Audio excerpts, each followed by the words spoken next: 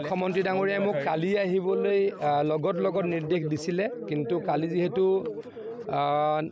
আমাৰ জাহাজো পাৰ নহয় আৰু মই কালি চেষ্টাও কৰিছিলোঁ হেলিকপ্টাৰ দি আহিবলৈ, কিন্তু কালি গোটেই 1 বজালৈকে বতৰ বেয়া হৈ থাকিলে আহিব নোৱাৰিলোঁ। আজি ৰাতিপুৱাই পুনৰ মুখ্যমন্ত্ৰী ডাঙৰীয়াৰ নিৰ্দেশত ইয়াতে উপস্থিত হৈছোঁ। মথাউৰি ভাঙিলে বহুত কষ্ট হয়। সাধাৰণতে য'ত মথাউৰি নাথাকে সেইখিনি মানুহে গম পায় যে আমাৰ তাত বানপানী হ'ব, গতিকে তেওঁলোক সাজু হৈ থাকে। কিন্তু য'ত মথাউৰি থাকে তেওঁলোকে ভাবে যে মথাউৰি আছে, আমাৰ তাততো বানপানী নহ'ব। গতিকে মথাউৰি ভাঙিলে মানুহৰ বিলাই বিপত্তি নোহোৱা হয়। মইতো অত্যন্ত দুখিত হওঁ। মই আকৌ কৈছোঁ, অসমত এতিয়া এইবাৰ ব্ৰহ্মপুত্ৰ ভেলীত এতিয়ালৈকে 4টা মথাউৰি ভাঙিছে। এটা মথাউৰি ভাঙিলে মই অত্যন্ত কষ্টত থাকোঁ, কাৰণ মই নিজে ক'ৰবাত অসফল তেনেকুৱা মোৰ লাগে। গতিকে আমাৰ ডিপাৰ্টমেণ্টৰ বিষয়া কৰ্মচাৰীসকলেও ৰাতি দিনে কাম কৰিবলৈ প্ৰয়াস কৰিছে। মই ৰাতি আজি যোৱা ৰাতি 1-1:30লৈকে মই ইঞ্জিনিয়াৰসকলৰ লগত কথা পাতি আছোঁ। আমাৰ হোৱাটছআপ গ্ৰুপ আছে, ৰাতিও তেওঁলোকে যে আমাৰ ক'ৰবাত গৈ ক'ৰবাত বইলিং হৈছে, ক'ৰবাত চিপেজ হৈছে তাক এটেণ্ড কৰিছে। গতিকে সকলোৱে কষ্ট কৰিছে, কিন্তু প্ৰকৃতিৰ লগত যুঁজিবলৈ কেতিয়াবা অসুবিধা হয়, তাৰ কাৰণেই এনেকুৱা ঘটনা হয়। কিন্তু মই এটা কথা ক'ব পাৰোঁ, এইবাৰ পানী বহুত বেছি হৈছে। আমাৰ ৰেভিনিউ ডিপাৰ্টমেণ্ট, ডিজাষ্টাৰ ডিপাৰ্টমেণ্ট আৰু আমাৰ ৱাটাৰ ৰিচোৰ্চতে আমাৰ নিমাতীত ইমান পানী, হায়েষ্ট পানী হৈছিলে 97ত 91, তাতকৈ 10 চেণ্টিমিটাৰ পানী এবাৰ বাঢ়ি গ'ল। মানে যোৱা 40 বছৰত সকলোতকৈ বেছি পানী হৈছে। মই কেতিয়াও দাবী কৰা নাই সফলতা, কিন্তু মই এটা কথা ক'ব খোজোঁ, সেই ইমান পানীৰ তুলনাত ক্ষয় ক্ষতি অলপ কম হৈছে। মানুহৰো সহায় সহযোগিতা আছে, চৰকাৰেও যথেষ্টখিনি কৰিবলৈ প্ৰয়াস কৰিছে। হিমন্ত বিশ্ব শৰ্মা ডাঙৰীয়াই দিনে ৰাতিয়ে ঘূৰি ফুৰিছে। ময়ো যিমানকৈ পাৰিছোঁ ৰাইজৰ ওচৰলৈকে আহিবলৈ চেষ্টা কৰিছোঁ। আমাৰ বিধায়কসকলেও মন্ত্ৰীসকলেও যোৱা 4 দিন প্ৰত্যেকটো অঞ্চললৈকে গৈছে।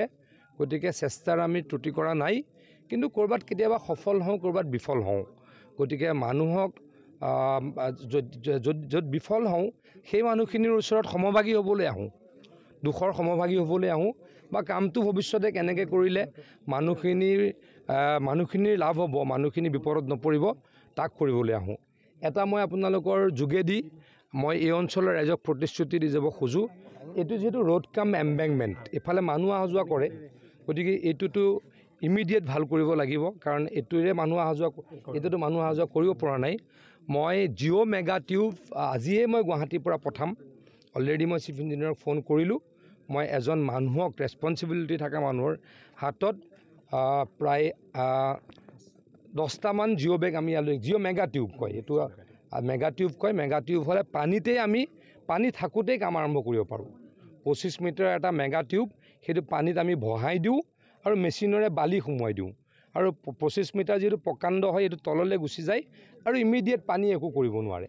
গতিকে এইটো মাৰাটো অত্যন্ত জৰুৰী, কাৰণ আৰু 3 মাহ পানী হ'ব, আকৌ যাতে পানী এফালে নহয় তাৰ কাৰণে প্ৰয়াস কৰিম। আৰু কালিৰ পৰা নহ'লেও পৰহিৰ পৰা এই কামটো আৰম্ভ কৰিম, আৰু 15 দিনৰ ভিতৰত মই আপোনালোকক কথা দি গ'লোঁ, প্ৰতিশ্ৰুতি দি গ'লোঁ, এই ভগ্ন মথাউৰিটো আমি সম্পূৰ্ণ কৰিম, ফিল আপ কৰি সম্পূৰ্ণ কৰিম। মই দুৰ্যোগৰ সময়ত মাজুলীবাসীৰ কাৰণে এটা ভাল খবৰ দিব খোজোঁ।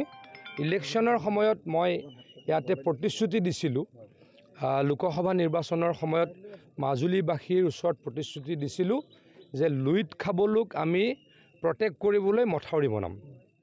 আমাৰ 12ৰ পৰা 17 কিলোমিটাৰ, অলপ এটা সৰু কনফিউজন আছে, 12 কিলোমিটাৰো হ'ব পাৰে, 17 কিলোমিটাৰো হ'ব পাৰে। যিটোৱেই নহওক, আমি এই বাৰিষাৰ পাছতেই লুইত খাবলোক আমি বানৰ পৰা মুক্ত কৰিবলৈ মথাউৰি কাম আৰম্ভ কৰিম। আজি আপোনালোকৰ আগত মই প্ৰতিশ্ৰুতি দি গ'লোঁ। প্ৰাক্কলন বনিছে, আমাৰ DPR বনিছে, ফাণ্ড অলমষ্ট চেংচন হৈছে।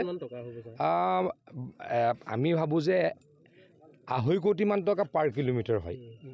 গতিকে যদি 17 কিলোমিটাৰ হয় 40 কোটিমান টকা হ'ব, যদি 12 কিলোমিটাৰ হয় তাতকৈ অকণমান কম হ'ব। কিন্তু মই আপোনালোকক প্ৰতিশ্ৰুতি দি গ'লোঁ, ইলেকশ্যনৰ প্ৰতিশ্ৰুতি আছিল, আমি প্ৰতিশ্ৰুতি পালন কৰোঁ। সেইটোৱে আমাক ডক্টৰ হিমন্ত বিশ্ব শৰ্মা ডাঙৰীয়াই শিকাইছে। আজি মাজুলীত ক'বলৈ পাই অত্যন্ত সুখী হৈছোঁ যে আজি 2 মাহৰ আগত যি নিৰ্বাচন অনুষ্ঠিত হ'ল, তাতে মই ইয়াতে আহি প্ৰতিশ্ৰুতি দি গৈছিলোঁ যে এই মথাউৰিটো বনাম আৰু বনাবলৈ যিখিনি আমাৰ ধনৰ প্ৰয়োজন সেইখিনি প্ৰায় আমি পোৱাৰ ব্যৱস্থা হৈছে গতিকে বাৰিষাৰ পাছতে লুইত খাবলৈৰ 12 কিলোমিটাৰ হোক 15 কিলোমিটাৰ হোক 17 কিলোমিটাৰ হোক মথাউৰি বনাই সম্পূৰ্ণ কৰিম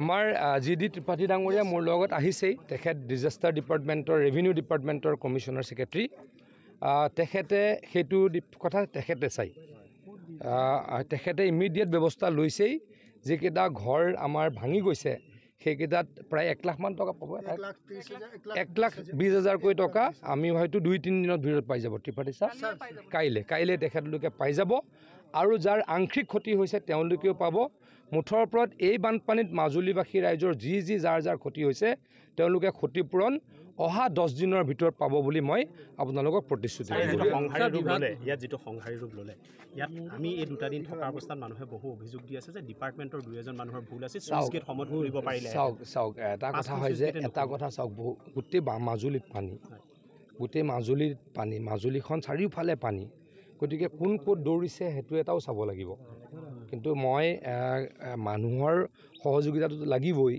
কিন্তু মই এটা কথা আপোনালোকক দেখি আছোঁ আপোনালোকক মই দেখাব পাৰোঁ মই ৰাতি 1:30 বজালৈকে আমাৰ ৱাটাৰ ৰিচোৰ্চ ডিপাৰ্টমেণ্টৰ ইঞ্জিনিয়াৰে বিষয়া কৰ্মচাৰীয়ে গৈ মথাউৰি এটেণ্ড কৰিছে আৰু 1:30 বজালৈকে হোৱাটছআপত তেখেতলোকে কি কৰিছে আপলোড কৰিছে মই গতিকে ক'ৰবাত কেতিয়াবা এটা দুটা ভুল হ'ব পাৰে কিন্তু মই নাভাবোঁ কেতিয়াও কোনোবাই ইণ্টেনশ্যনেলি ভুল কৰিছে কাৰণ আমাৰ গোটেই প্ৰচেষ্টাটো হ'ল মথাউৰি ৰক্ষা কৰা মই কৃতিত্ব দাবী কৰা নাই আগতে এনেকুৱা পানীত 2004 চনৰ যি প্ৰকাণ্ড পানী হৈছিলে তেতিয়া অসমত 354টা মথাউৰি ভাঙিছিল আৰু আপোনালোকে জানিছে যে 2004 চনৰ পানীতকৈ এইটো বেছি পানী হৈছে কাৰণ ৱাটাৰ লেভেলটো যদি 91তকৈ বেছি হৈছে 2004তকৈ বেছি হৈছে তাৰ পাছতো মাজুলীত এতিয়ালৈকে এটা মথাউৰি ভাঙিছে আমাৰ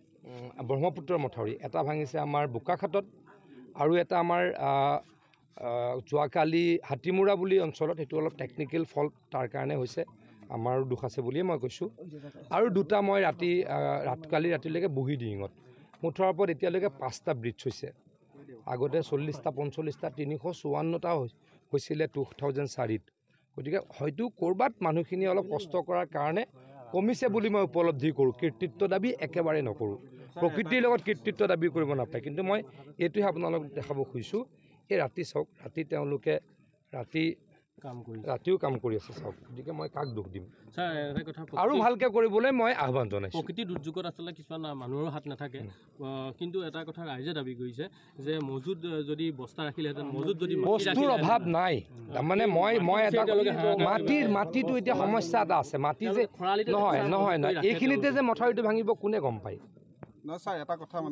অলপ টেকনিকেল ইছ্যু আছে মই ইয়াতে পাৰ্কোপাইন আৰু পাৰ্কোপাইন জিঅ' বেগৰ কোনো অসুবিধা নাই চেণ্ড বেগৰ অসুবিধা নাই কিন্তু মাটিটো ইয়াতে যদি থলোঁ ইয়াৰ পৰা 30 কিলোমিটাৰ দূৰত মথাউৰি ভাঙিছে কেনেকৈ নিব সেইটো অলপ প্ৰেক্টিকেল নহয় তথাপিতো আপোনালোকে যিহেতু মোক এই বিষয়ে মোক উপদেশ দিছে মই এইটো কৰিবলৈ চেষ্টা কৰিম 28 কিলোমিটাৰ যি মথাউৰি আছিলে আছে যি জলসম্পদ বিভাগৰ এই কান্তি চাইডৰ যি গছ হাবি জংঘলখিনি থাকে এপ্ৰিল মাহৰ কান্তি চাইডত থাকিব লাগে চাফা কৰিব নালাগে নহয় এটা কথা কওঁ মোৰ মতেতো মই ইমানো টেকনিকেলি চাউণ্ড নহয় কিন্তু মথাউৰিৰ দুইফালে গছ গছনি থাকিলে মথাউৰিটো প্ৰটেক্ট হয় কৈ থাকোঁ হা